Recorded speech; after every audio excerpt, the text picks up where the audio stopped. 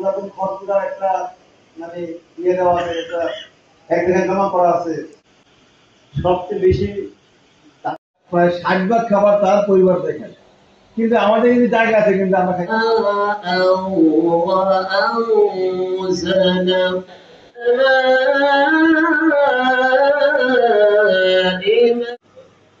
فلا تجعلوا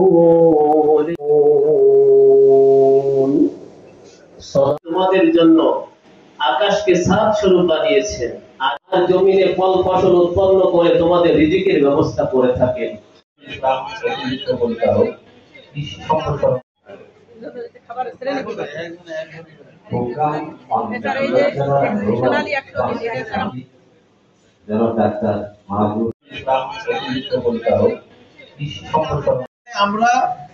আমরা সেটা খাইতে পারছি না মানে আমাদের কেনার মতো সামর্থ্য নাই।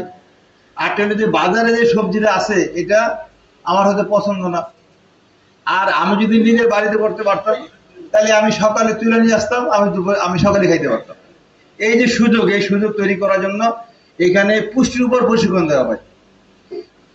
এখানে আসলে আপনার এন্টারপ্রেনারশিপ, আপনারা জানেন যে উদ্যোক্তা তৈরি করা। এখানে আমরা একটা কাজ করছি, এবার আমরা মোরবগঞ্জ উপজেলায় এক জায়গায় 20 একর জমিতে আমরা আউশ ধান করছি, 106 ধান। এখানে একটা কিন্তু কথা মোসাদ্দেক বলছে যে যত আমরা ধান আবাদ করব, ধান সেটা আউশ আমন বড় যাই হোক, সেটার হইতে হবে 100-র উপরে জাতগুলা, মানে একদম আধুনিক উচ্চ ফলনশীল জাত হইতে হবে। এর নিচে কোনো জাত দিয়ে প্রদর্শনী করার কোনো সুযোগ নাই এবং করতে পারবেও না কেউ এটা।